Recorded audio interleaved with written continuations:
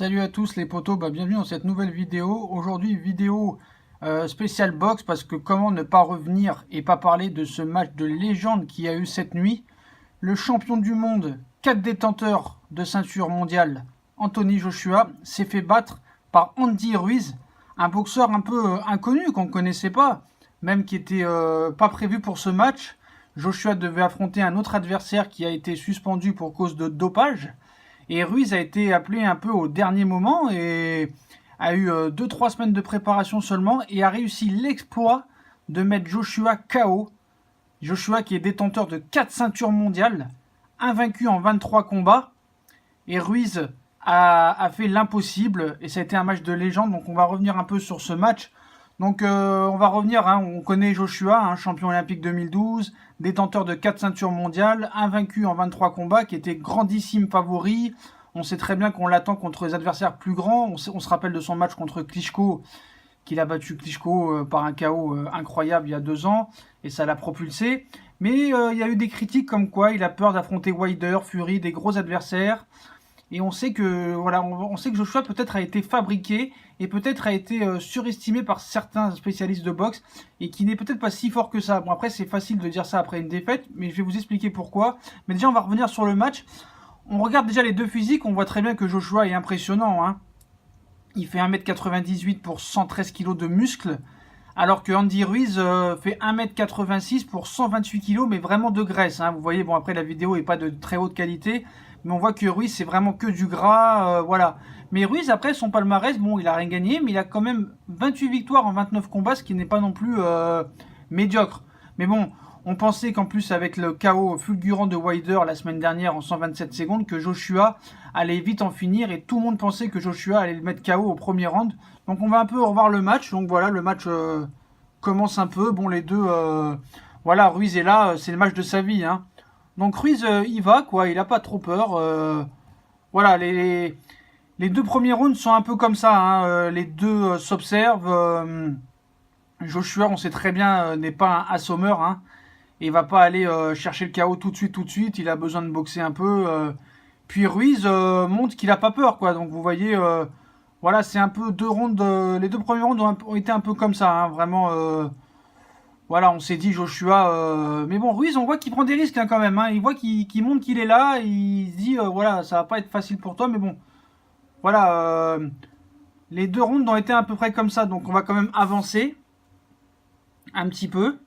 Et c'est surtout le troisième round qui a été légendaire.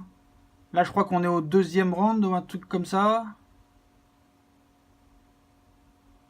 Voilà, vous voyez les deux boxeurs. Désolé pour la qualité de la vidéo, mais les deux boxeurs s'observent. Voilà, donc il n'y a pas grand-chose sur les deux premiers rounds. Mais vous allez voir arriver le troisième. C'est un peu exceptionnel, quoi, ce qui s'est passé. C'est quand même incroyable. Donc voilà, sur les deux premiers rounds, rien d'exceptionnel. Mais bon, on voit Ruiz qui a été moqué avant le combat, qui disait sur Twitter, sur Facebook, qui c'est ce gros porc, Joshua, franchement, il faut que tu affrontes des adversaires vraiment plus forts. Où sont les Fury, où sont les Ruiz, où sont les Ortiz, voilà, c'est les trois boxeurs un peu qu'on attend contre lui, mais lui, il avait préféré boxer, on lui a mis ça. Donc c'était vraiment un boxeur, tout le monde croyait que Joshua allait le mettre KO, et vous voyez que Joshua est un peu, voilà, il est un peu tranquille, quoi, il n'est pas vraiment à fond la caisse, et Ruiz, lui, voilà, il sent qu'il a une chance, et voilà, mais vous allez voir, le troisième round est vraiment incroyable. Vous allez voir ce qui s'est passé dans le troisième round. On va quand même avancer un petit peu. Voilà. Alors regardez bien, là c'est le début du troisième. Alors regardez ce qui va se passer.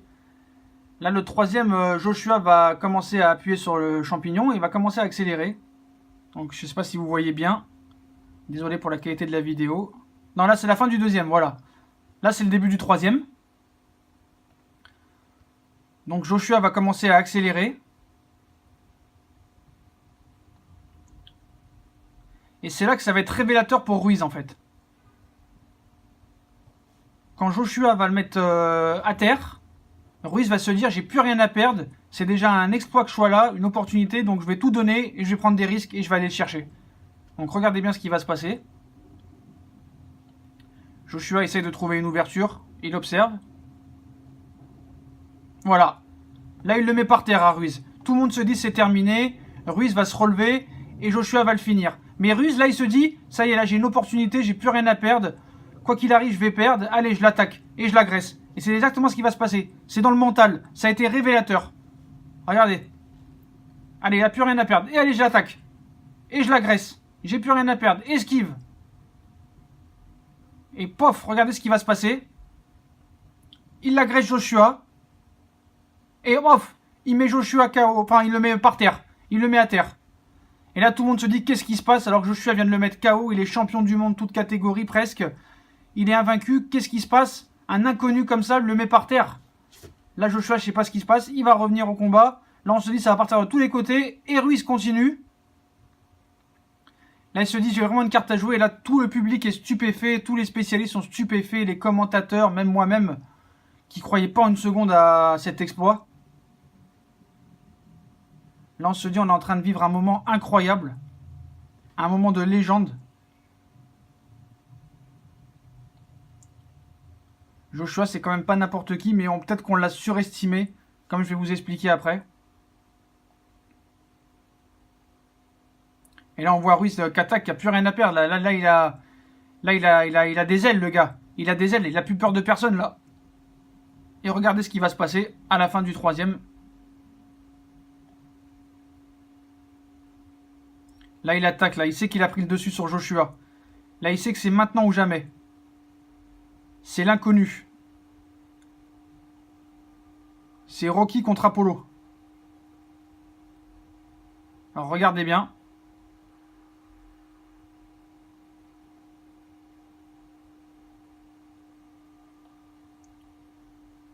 Il va réussir à attirer Joshua dans les cordes. Et regardez les deux physiques, c'est quand même impressionnant. Hein. Comment un mec comme Ruiz... Regardez, regardez, regardez. Là, on voit un peu mal, je suis désolé. Regardez, Joshua est excédé de coups et il le remet par terre. Joshua est encore par terre. Deuxième fois qu'il tombe en tapis en un round. Là, il se demande vraiment ce qui lui arrive. On se demande comment Ruiz, un adversaire qui a 128 kg de graisse, qui est vachement plus petit que Joshua, arrive autant à toucher Joshua. Joshua est vraiment fragile. Comment il peut tomber 2 fois de suite comme ça? C'est quand même bizarre pour un champion du monde et qui est considéré comme l'un des meilleurs boxeurs actuellement. Donc voilà, fin du troisième. Là, tout le monde est stupéfié. Tout le monde essaye de comprendre ce qui se passe. Comment le mec peut être autant dominé comme ça? Qu'est-ce qui s'est passé? C'est incroyable, quoi. Donc là, on va voir que là, le quatrième et le cinquième, bah là, on voit bien que Joshua titube. Hein. On voit qu'il n'est pas bien. Et Ruiz va continuer à aller le chercher, en fait. Voilà, je vous montre un petit peu des petits moments. Là, c'est le quatrième round. J'avance un petit peu. Vous voyez, là, ça continue à s'observer. Là, Ruiz voit vraiment qu'il y a possibilité. Là, il se dit, c'est le soir ou jamais. Je peux pas passer à côté. Et là, on se dit, pendant le match, là, c'est dommage. Ruiz va plus le chercher, en fait. Il fait des rounds d'observation et faut pas. On voit que Joshua titube. Il faut en profiter. T'auras pas déjà, tu as fait l'exploit de le mettre à terre. Il faut continuer. Il faut continuer à aller le chercher. Et ce qui est incroyable, j'insiste sur les deux physiques. Regardez, les physiques, c'est vraiment 115 kg de muscles du côté de Joshua, qui fait 15 cm de plus que Ruiz. Et Ruiz est vachement plus petit. Et c'est 128 kg de gras, Ruiz. Et voilà, quoi. Donc, on se dit vraiment dans le sport, ou soit même dans la vie, c'est le mental qui compte. Quand une fois, tu as un mental d'acier, tout est possible dans le sport. Tout est possible. C'est là que tu vois que le PSG, vraiment, c'est une question de mental, en fait, à l'arrivée. Même si on sait que l'organigramme, il y a des problèmes. Bon, on va pas revenir là-dessus. Mais dans la vie, que ce soit dans le sport, tout ça, personne n'est imbattable, personne n'est indispensable. C'est le mental qui compte. Dans tout ce que vous entretenez et ce que vous allez faire, c'est dans le mental qui compte. C'est le mental, c'est 90% du mental. Donc voilà. Voilà ce qui se passe. Hein. Ruiz continue à l'accéder. On va un peu avancer. Voilà. Bon, ça continue. Là, on doit être au quatrième. Et on voit que Ruiz va le chercher, quoi. Hein.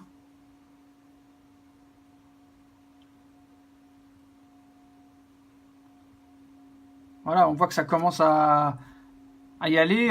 Joshua titube de plus en plus et de plus en plus inquiet, quoi. Il essaie de trouver une ouverture, mais on sait que Joshua n'est pas un agresseur, hein, contrairement à des Wilder qui vraiment veulent casser la tête de leur adversaire. Mais voilà, quand vous voyez les moqueries qu'il a eu, parce que c'est même pas lui qui devait affronter Joshua, hein, c'est ça le pire, hein, il a eu beaucoup moins de préparation. Et d'un seul coup, le mec, il se retrouve à avoir 4 ceintures. Et alors, vous allez voir là, le dernier round, comment ça s'est passé. On voit que Joshua est vraiment très touché, quoi. Apparemment, Joshua, sa faiblesse, ce serait son menton. Et on voit Joshua en train de saigner du nez, là. Hein. Vraiment, il est vraiment pas bien. Et là, on se dit que Ruiz ne tente plus grand-chose et c'est dommage, quoi. Et il doit avoir confiance en lui et il profite que Joshua vraiment en train de réfléchir à ce qui est en train de se passer. Il n'avait pas du tout prévu ça. Donc voilà, quoi.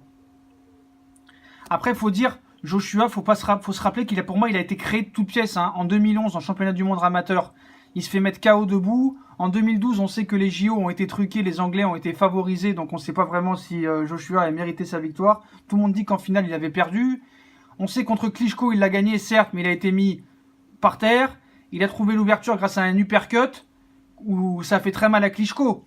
Et Klitschko était en fin de carrière. Hein. Il faut dire que Klitschko a été impressionnant, certes, mais il n'y avait personne comme adversaire à l'époque. Hein. Les Tyson, les Lewis, les Holyfield étaient déjà à la retraite. Donc Klitschko était impressionnant, mais il n'a jamais eu vraiment de grands adversaires. Et après cette victoire contre Klitschko, Joshua, il a affronté Takam. Takam a été un peu en sorte volé parce qu'il aurait pu continuer au 10e round. Il a rencontré Parker, il a gagné au point sans vraiment impressionner.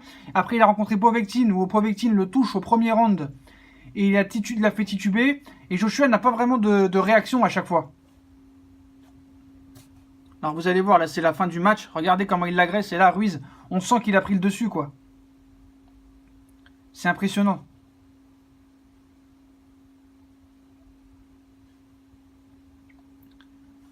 Regardez, il y a quand même une tête de plus de la part de Joshua. Hein. Et on voit sur le visage de Joshua que là, vraiment, il comprend pas ce qui se passe. Et on voit qu'il n'a pas les armes et qu'il peut rien faire. Que c'est pas son soir.